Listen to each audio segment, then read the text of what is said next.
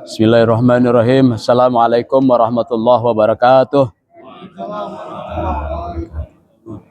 Alhamdulillah rabbil alamin alladzi 'allafa baina qulubina fa asbahna bi ni'mati ikhwana. Surat Al-An'am itu berbicara tentang modal, ya, capital. Karena Al-An'am itu binatang ternak.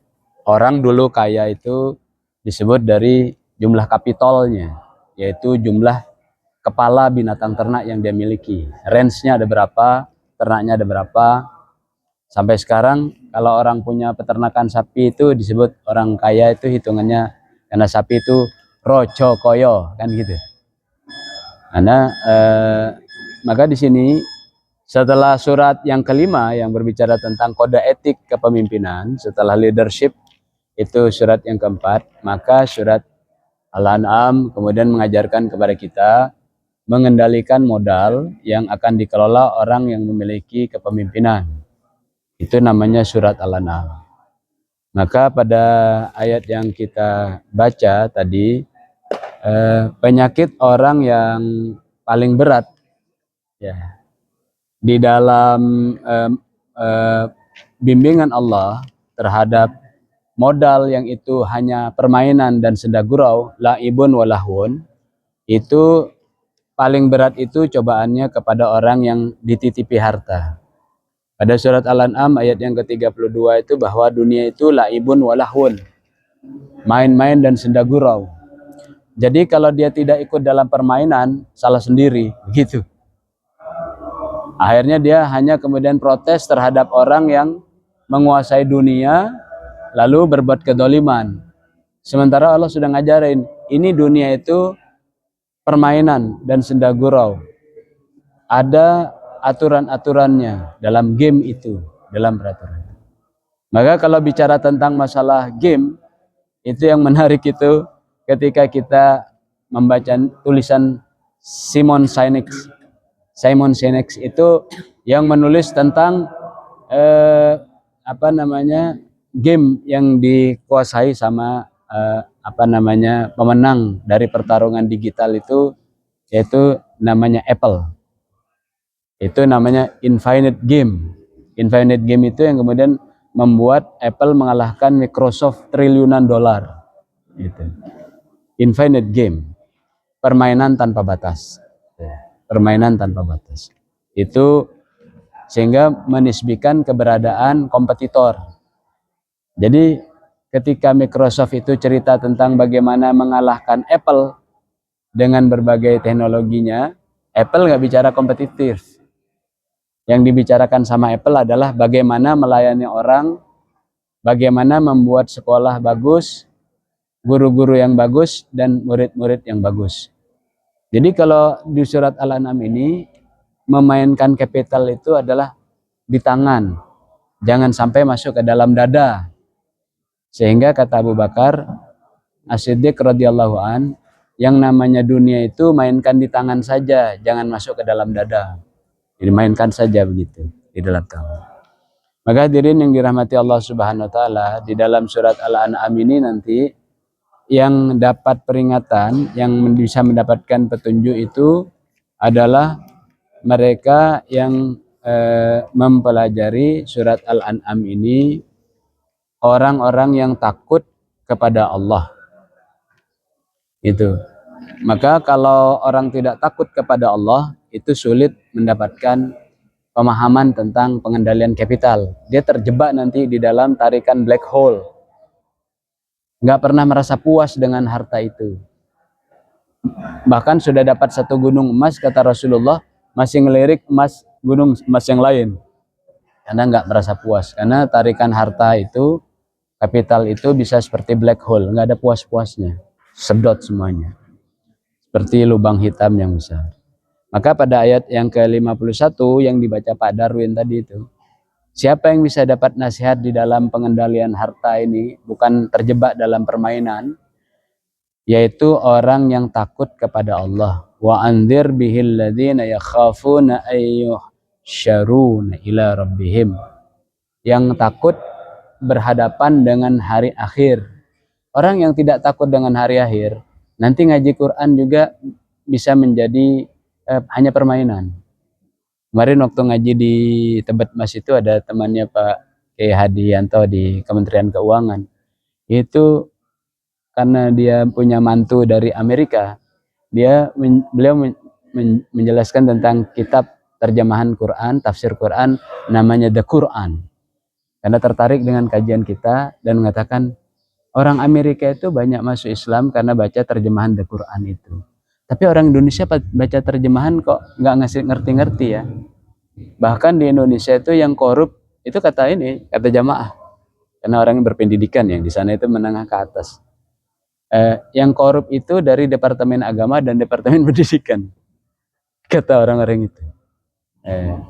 Ya, yang korup itu ICW kan, Indonesian Corruption Watch yang kemudian nyatakan itu.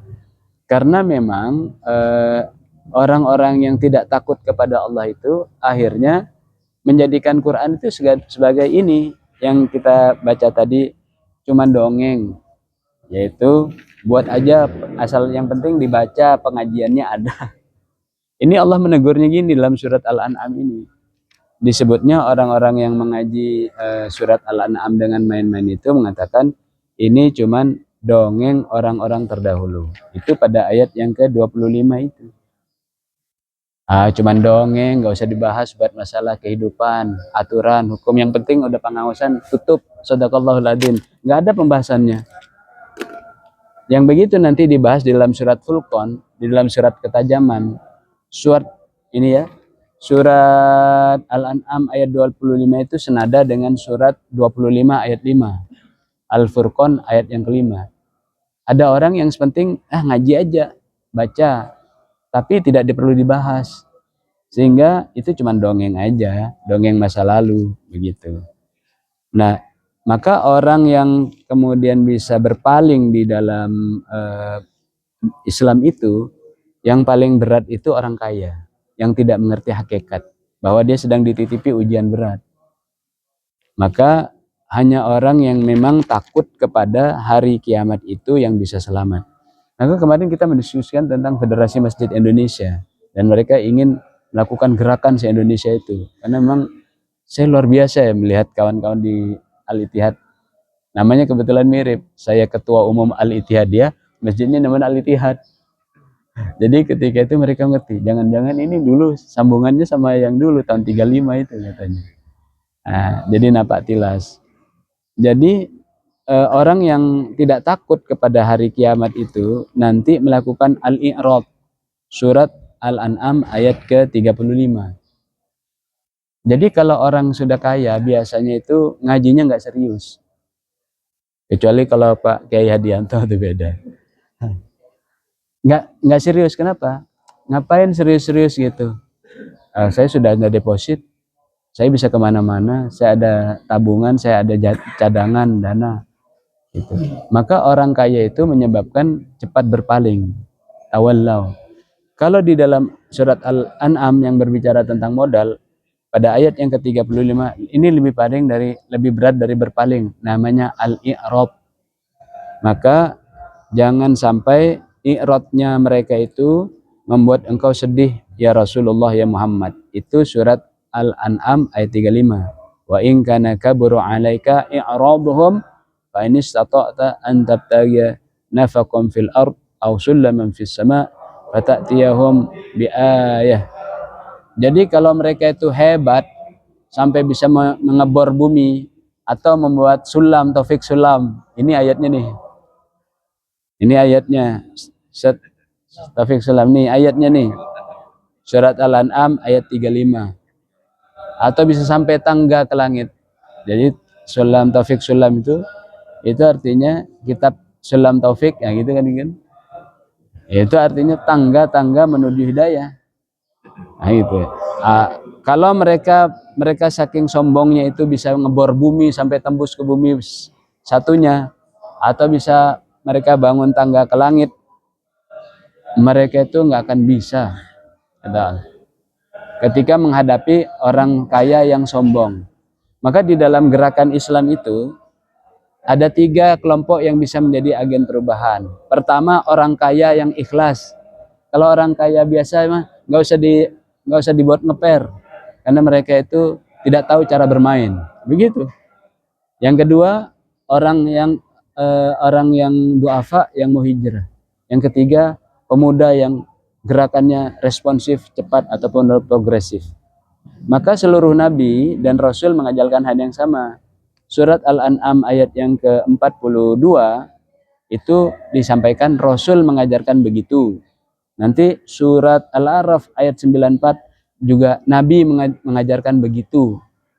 Apa begitu itu? Supaya orang tidak terjebak dalam permainan. Kalau sudah dititipin harta, dititipin sumber daya, maka delegasikan untuk al-ba'sa dan ad-dharra. Baru dia ngerti permainan. Gitu. Ngerti permainan. Tidak terjebak dalam permainan. Yang disebut itu laibun walahmun, ayat yang ke berapa? 32 itu. Apa yang supaya kita tidak terjebak dalam permainan dunia itu? Delegasikan untuk al-ba'sa. Al-ba'sa itu diterjemahkannya di sini sering kesempitan, kesulitan. Maka kemarin ketika Pak Ihya Ulumuddin yang dari Kementerian Keuangan itu, dia inspektorat. Dia mengatakan, kenapa ya orang nggak ngerti-ngerti terjemahan Al-Quran itu? Saya sampaikan, memang Al-Quran itu bahasa Arab tuh literasinya nggak sama, linguistiknya nggak sama dengan bahasa Indonesia. Nggak bisa mengartikan al-ba'sa ad-dharra dengan tepat. Sebagaimana mengartikan ilah dan Rob dengan tepat. Semuanya Tuhan. Karena keterbatasan kata-kata bahasa Indonesia itu terbatas. Kalah dengan bahasa Inggris, bahasa Prancis yang 38.000. Sedangkan Quran, kosakatanya 50.000. Jadi ketika pakai terjemahan nggak nyambung. Banyak nggak nyambungnya. Jadi harus dilihat ayat dengan ayat. Maka nanti ayat ke-42 surat Al-An'am ini sambungannya ke surat 7 ayat 94. Bahwa Nabi, kali ini kan Rasul, Nabi mengajarkan kalau orang-orang itu mendapatkan harta, dia harus melaluinya dengan ba'sa dan dharra. Nanti nyambung dengan surat Al-Baqarah ayat 214. Bahwa yang bisa masuk surga itu yang punya bukti ba'sa dan dharra. Yang bisa masuk surga itu. Apa ba'sa itu? Ikut di dalam perjuangan, menyiapkan logistiknya. Dharra itu ikut mengikuti kedaruratan. Maka dalam hadis yang sahih itu, barang siapa yang mati tidak dalam keadaan bertempur, berjuang, dan tidak mempersiapkan diri untuk itu, dan tidak punya niat untuk itu, mati ala syu'batin minan nifaq. Man mata walam yaghzu walam yuhaddits bihi nafsahu, mata ala syu'batin minan nifaq. Jadi kalau orang mengerti tentang pertempuran dan permainan dunia untuk delegasikan, dia mudah akan tunduk kepada kitabullah. Ini surat Al-An'am ayat yang, kalau tidak dia nanti terjebak pada loop yang pendek, yaitu surat Al-An'am ayat yang ke 29.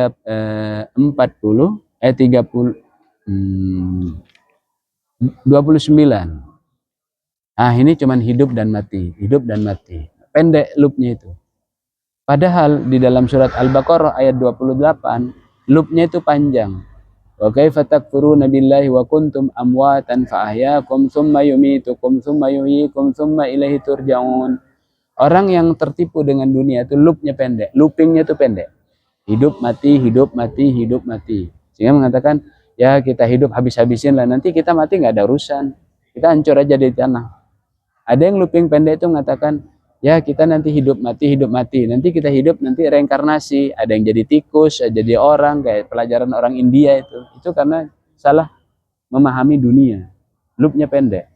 Kalau looping kita itu 28, kita itu hidup, mati, hidup, mati, hidup, mati, hidup, itu baru selesai. Surat Al-Baqarah ayat ke-28. Moga-moga kita selamat dari tipuan dunia ini, karena kita berada di dalam ilmu jebakan kapital surat Al-An'am. Siapa yang berhasil mengendalikannya, dia masuk surga. Mengendalikan sampai bisa mengetahui al-ba'sa dan dharra. Wallahu a'lam bishawab.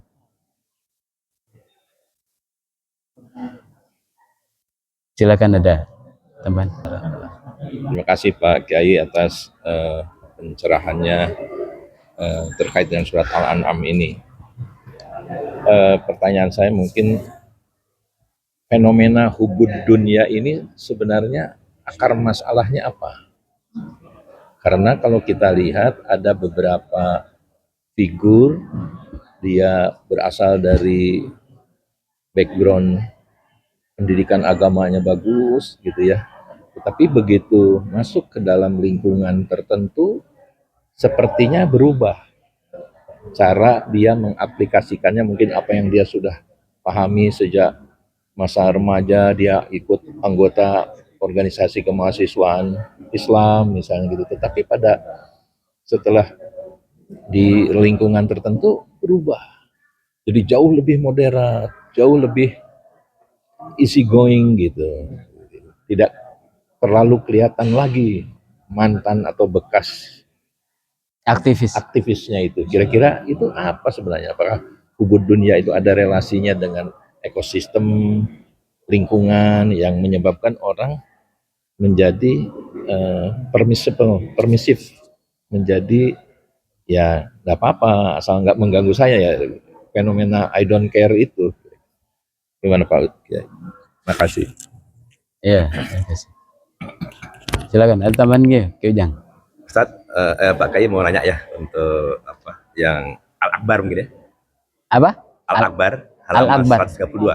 Al-Akbar halaman Al-Akbar ya. Akhbar. Halaman 132. Ini dari Al-Bara bin Azib radhiyallahu anhu, dia berkata bahwa Nabi Subhanahu wa taala bersabda, seorang muslim manakala ditanya di dalam kubur, lalu ia bersaksi bahwa tiada Tuhan melainkan Allah dan bahwa Muhammad adalah utusannya, maka dengan demikian akan sesuai dengan firman Allah Subhanahu wa taala, Allah akan menetapkan orang-orang yang beriman dengan ucapan yang kokoh baik ketika hidup di dunia maupun di akhirat.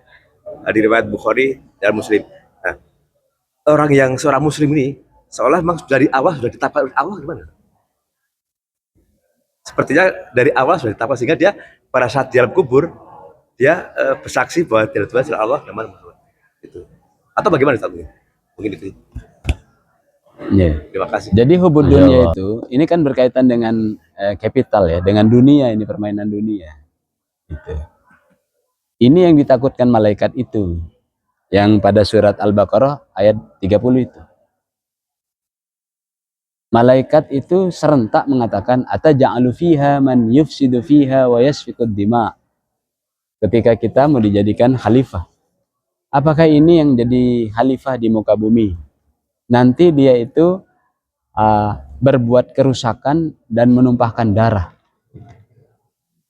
Nah, itu perkataan malaikat ketika Allah Subhanahu wa taala mendeklar bahwa Adam alaihissalam dan keturunannya itu menjadi khalifah di muka bumi. Declare itu kemudian ditolak oleh malaikat. Coba bayangkan tuh.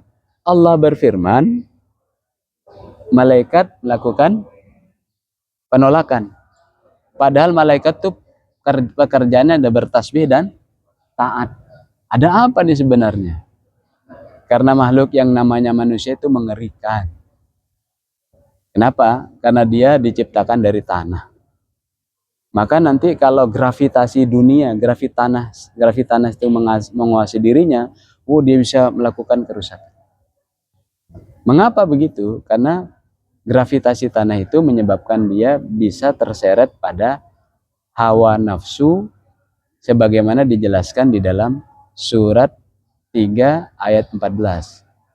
Zuyyina linnasi hubbus syahawat. Syahwatnya tinggi. Minan nisa wal banin wal qanatiril muqantarah minadz zahabi wal fiddah. Sangat tinggi. Pertanyaannya, bagaimana supaya kita itu bisa mengendalikan fitrah itu? Kecenderungan pada wanita, anak-anak, kendaraan, sawah ladang, emas, tumpukan emas, perak. Bagaimana supaya kita tidak disorientasi? Maka pada ayat yang ke-15 di dalam karakter building itu, surat Ali Imran kan karakter building. Ayat ke-14 menjelaskan bahayanya. Ayat ke-15 menjelaskan ada yang bisa menyelamatkan itu yaitu namanya takwa. Takwa itu karena kekuatan ruh yang ditiupkan oleh Allah itu, dia memiliki kekuatan ruh. Jadi di dalam tubuh itu ada dua potensi, potensi tanah dan potensi ruh. Falhama fujuraha wa taqwaha. Jadi kalau manusia itu potensi ruhnya dipencet terus, dipencet dengan potensi dunia, potensi tanah, maka dia bisa disorientasi, menjadi bakhil, pelit, menjadi tidak jujur secara intelektual, secara akademik, secara kolbian juga nggak jujur dia udah. Karena ruhnya itu, ini ada ruh, ini ada tanah, itu ditekan ruhnya memepet gitu. Karena dipenuhi dengan syahwat itu. Itu yang dikatakan Rasulullah SAW, nanti umatku jadi dimakan, dikerubuti oleh orang-orang di sekitarnya. Zalim, dijajah, dibodoh-bodohin, dimakan. Terus mereka bertanya, ya Rasulullah, umatku ini dalam umat itu nanti dalam keadaan sedikit atau banyak? Banyak. Tapi mereka kapasitasnya seperti buih. Ya tadi itu, ngaji Quran tapi nggak ngerti apa yang dibaca. Dongeng doang. Sehingga kata Rasulullah, nanti di akhir zaman itu ada orang yang bacaan Qurannya bagus tapi tinggal suaranya. Maknanya apa? Tidak bisa membuat penyelamatan. Padahal Quran itu yang menyelamatkan orang itu, nanti kecintaan kepada dunianya itu ditekan dengan kekuatan ruhiyahnya. Nah, itu yang menyebabkan disebut kata Rasulullah, umatku yang banyak di akhir zaman kemudian kualitasnya hanya seperti buih itu karena kena penyakit wahan, hubbud dunya wa karahiyatul maut, cinta dunia dan takut mati. Wahan. Cinta dunia dan takut mati. Apa penyebabnya? Penyebabnya memang dari awal kita sudah terancam itu oleh malaikat, dikatakan ini bahaya makhluk ini, dikit-dikit dia bisa membunuh saudaranya, menusuk temannya, mengkhianati temannya. Itu sebagaimana contoh-contoh nanti pengkhianatan kepada ayah, pengkhianatan kepada anak, pengkhianatan kepada istri, pengkhianatan kepada saudara, pengkhianatan kepada teman. Itu di chapter-chapter itu dijelaskan, yang ditudingkan malaikat ke Nabi Adam itu dijelaskan nanti. Siapa yang bisa selamat? Yang takwa, yang memenuhi ruhnya dengan baik. Bagaimana memenuhi ruh dengan baik itu? Nanti diajarin di dalam surat Al-Imran 15 langsung ke 16, pindah halaman 17, 18 singkat cerita itu, sampai dia punya ilmu dan mampu menegakkan keadilan. Sampai punya power. Maka di sini diajarkan untuk berjuang itu tidak bisa tanpa bahan bakar, logistik. Ini tadi tuh bil ba'sa iwad dharra. Mau memperbaiki penyakit wahan yang disebarkan oleh orang-orang hanya teori-teori saja nggak bisa, yang lain pun pakai logistik. Ini al-ba'sa dan dharra. Kira-kira begitulah kenapa umat Islam itu akhirnya ketika dia tidak menyiapkan itu, akhirnya dia terseret dengan mungkin lingkungannya. Jadi ketika kemarin kawan-kawan di Tebet Mas mengatakan, siapa yang korup paling banyak? Bilang, Kementerian Agama. Satu lagi bilang, Kementerian Pendidikan. Di situ ada kawan-kawan dari kementerian yang lain kan.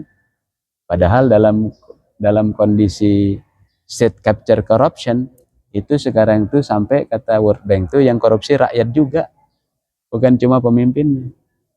Seperti kejadian ketika rakyat kemudian korupsi di dalam demokrasi itu, dibayar untuk memilih yang bodoh, yang jahat, itu korupsi namanya. Nah, ini karena hubud dunia wa karahiyatul maut. Jadi lingkungan itu yang orang buruk menjadi memperburuk keadaan wahan, kata Kiai Hadi. Namanya post truth sekarang itu. Jadi post truth itu menceritakan tentang orang udah nggak jujur semua, Atau kalau World Bank itu sampai mengatakannya state capture corruption, semuanya udah korup, sehingga berbicara korupsi udah nggak relevan lagi karena orang semua udah korupsi semua, sampai rakyat-rakyatnya. Tapi di Quran diajarkan begini jalur keluarnya kalau sudah kena kondisi yang memabukkan itu. Ini Quran jalannya, yaitu mendelegasikan untuk persiapan pertarungan al-ba'sa dan Sehingga orang-orang yang sudah mendapatkan takdir berada dalam kondisi ini, seperti kata Pak Sudarmanto itu, gimana nanti pertanggungjawabannya dikubur? Emang kita bisa protes pada Allah? Kenapa kita dilahirkan berada dalam kondisi state capture corruption? Kenapa nggak lahir di zamannya Umar bin Abdul Aziz saja? Maka semua orang itu ditakdirkan oleh Allah pada saat 40 hari ketiga, ketika ruhnya ditiupkan untuk menekan dunia, untuk menekan potensi tanah yang bisa merusak, sehingga ada ruhnya, ada tanahnya. Itu diberi 4 perkara. Diikat birizkihi, rizkinya, amalnya, wa amalihi wa ajalihi, dan ajalnya, wa syakiyun au sa'idun. Pada 40 hari ketiga itu ditiupkan ruh supaya jasadnya itu tidak menguasai tanahnya, itu tidak menguasai manusiaan, itu dikasih ruh. Nah, ada yang ruhnya itu kemudian dalam takdir kebahagiaan, ada ruhnya yang dalam takdir kecelakaan. Maka nanti ketika di alam kubur, berbahagialah ketika dia mendapatkan ruh yang menekan potensi tanahnya di dunia, itu ruhnya kuat, dan itu akan menolongnya di alam kubur. Bagaimana memperkuat ruhiyah itu?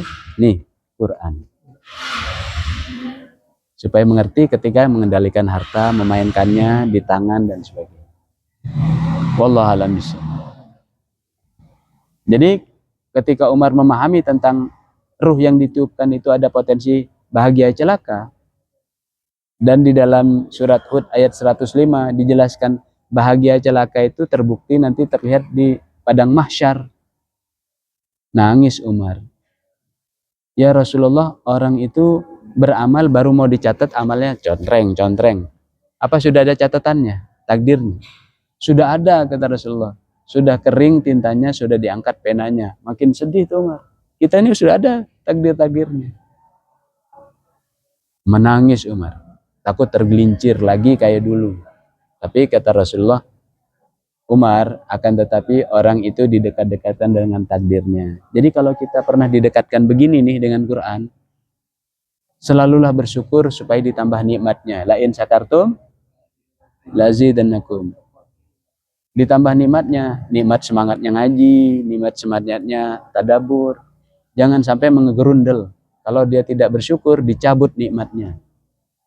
Semangat ngajinya jadi lemah, semangat tadaburnya jadi lemah, semangat mengimplementasikan Qurannya jadi hilang, kan dicabut nikmatnya.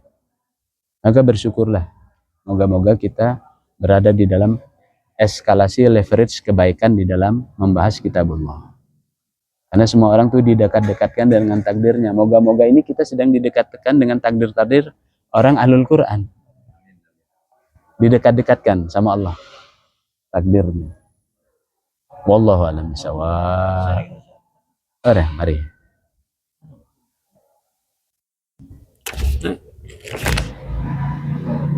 Saya akan mengulangi tadi apa yang disampaikan atau yang dibacakan Pak Darmanto.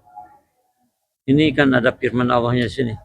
Saya ulangi lagi baca hadisnya, Al-Ahbar ini. Dari Al-Bara bin Azib radhiyallahu anhu. Ia berkata bahwa Nabi SAW bersabda, seorang muslim manakala ditanya di dalam kubur, lalu ia bersaksi bahwa tiada Tuhan melainkan Allah dan bahwa Muhammad adalah utusannya, maka dengan demikian akan sesuai dengan firman Allah Subhanahu wa taala. Allah akan menetapkan orang-orang yang beriman dengan ucapan yang kokoh, ya, baik dikala hidup di dunia maupun di akhirat. Hadis riwayat Bukhari dan Muslim. Saya akan kaitkan dengan ayat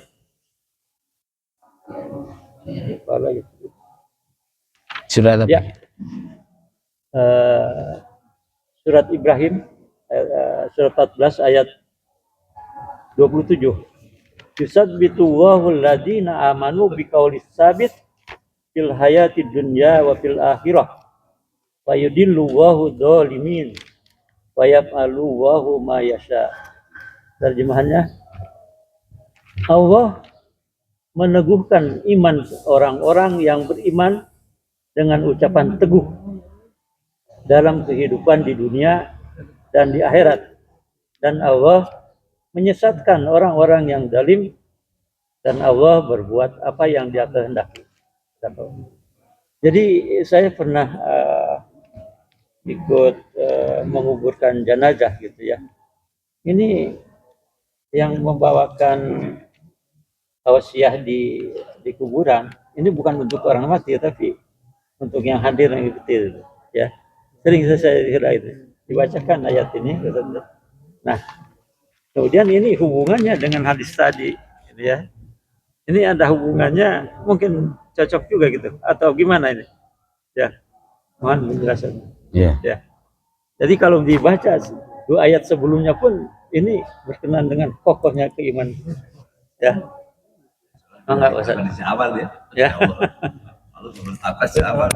Ya. Pernah mendengar tentang talqin? Ya, talqin. Ya. Ini talqin. Mari. Siap. Fiamanillah, hati-hati. Nah. Ya. Jadi pernah dengar kata talqin? Ya. Seolah mengajarkan yang tahu saya yang ada yang qobla dan pasca. Yang qobla itu diajarkan Rasulullah, yang pasca diajarin Rasulullah. Nanti di surat Al-Anfal diajarin itu. Ketika kemudian Rasulullah SAW mengingatkan orang-orang Quraisy yang terbunuh. Kau lihat kalian sekarang buktinya, kata Rasulullah SAW kepada orang-orang yang dikubur dari orang musyrik itu. Sahabat bertanya, apa mereka ngerti perkataan kita yang masih hidup? Ya Rasulullah, bahkan mereka lebih tajam pendengarannya daripada kalian. Jadi menasihati orang yang mau meninggal dan yang sudah meninggal itu ada tuntunannya. Tabiqatallah qala thabit. Semoga Allah mengokohkan ucapanmu ketika mengucapkan la ilaha illallah sebelum meninggal dan ketika nanti berhadapan dengan malaikat maut. Walaupun sebenarnya orang yang nanti akan kokoh ucapannya itu ketika di dunianya memang kokoh dia menolong Allah. Dia tidak bisa tiba-tiba mendadak berubah. Karena kita hanya berdoa, moga-moga Allah menyelamatkan orang yang ada dalam kubur. Maka ada talqin, hei ahlul kubur, hei jenazah fulan, nanti kalau ada malaikat maut bilang begini ya kan? Itu mendengar mereka itu. Karena ada hadisnya, nanti ketika dalam surat Al-Anfal itu ada tuh. Mendengar.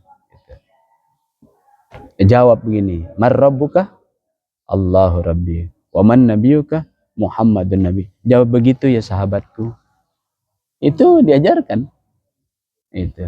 Tapi jangan sampai itu kemudian harus jadi wajib. Kalau nggak begitu kemudian nggak abdol, nggak juga. Tapi itu ada tuntunannya. Ada tuntunannya. Nanti ketika kita sudah 7 langkah dari kubur, datang tuh malaikat mungkar dan nakir. Allahumma firlahu warhamhu wa'afihi wa'fu anhu, kan itu. Doa kepada orang yang sudah meninggal. Termasuk nanti yang sudah masuk di alam kubur. Bahkan ada yang pernah disolatkan oleh Rasulullah SAW ketika orang itu sudah masuk ke kuburan. Rasulullah sholat di atas kuburan. Ada kan? Sholat gaibnya tuh. Gitu. Jadi sangat luas ilmu Islam itu dan sangat luas regulasi ampunan dan peluang-peluang orang dinaikkan derajatnya oleh Allah di dunia dan akhirat. Maka jangan salah kalau orang kemudian didatangi oleh murid-muridnya, ziarah, didoakan lagi. Boleh jadi karena dia takdirnya itu takdir bahagia terus sampai di kuburnya bahagia. Tapi ada orang yang nggak diziarahi juga sama orang. Naudzubillahi min dzalik. Nggak diziarahi. Padahal di dalam kitab ruh itu, kalau orang tuh ziarah, tuh yang di dalam kubur tuh tahu sedang didatangi. Melihat dan senang. Apalagi kalau anaknya yang datang. Hadisnya banyak itu. Gitu. Dulu saya tidak paham dengan itu. Yang penting doa juga nyampe, nggak usah ziarah. Ternyata setelah baca kitab, oh, orang tua itu senang kalau kita datang. Dia ngelihat dan senang. Apalagi kalau kita ngirimkan doa apa itu, istirahat sejenak itu kalau sedang ada siksanya. Bagaimana kalau muridnya bertubi-tubi? Nanti jam 8 datang lagi rombongan. Memang ada yang barangkali niat ziarahnya aneh-aneh, ingin kaya, ngusap-ngusap bisnisnya, dagangannya, toko materialnya laku, itu yang salah. Tapi kalau ziarah kemudian mendoakan gurunya itu, yang mendoakan juga dapat pahala yang bagus, yang di alam kubur juga diselamatkan. Jangan heran kalau orang baik itu kemudian ada banyak yang ziarah. Karena kebahagiaannya panjang. Moga-moga kita panjang juga yang ziarah. Wallahu a'lam bishawab. Lanjutkan. Iya, silakan. Kalau di kampung saya itu memang saat jenazah sudah masuk di liang kubur, kemudian ada salah seseorang kemudian mentalkin. Ditalkinnya itu setelah dimakamkan Kiai. Ya waktu kemudian sekarang itu kan muncul fenomena membid'ahkan hal tersebut gitu loh. Walau alam dasarnya apa yang membid'ahkan itu. Itu gimana Kiai pandangannya Kiai? Karena alasannya yang pernah saya dapatkan itu, jadi mentalkin itu seperti menuntun jenazah, menuntun mayit gitu loh. Bahkan dengan apabila ditanya demikian jawablah dengan ini gitu kan, kata-kata ditalkin itu. Punten Kiai itu gimana? Iya. Jadi kalau mau nanya ke yang kenapa dibid'ahkan, nanya sama yang membid'ahkan. Nah, saya akan menjelaskan kenapa itu kemudian ada perilaku mentalkin itu ada. Karena memang Rasulullah SAW memberikan contoh. Ada contohnya.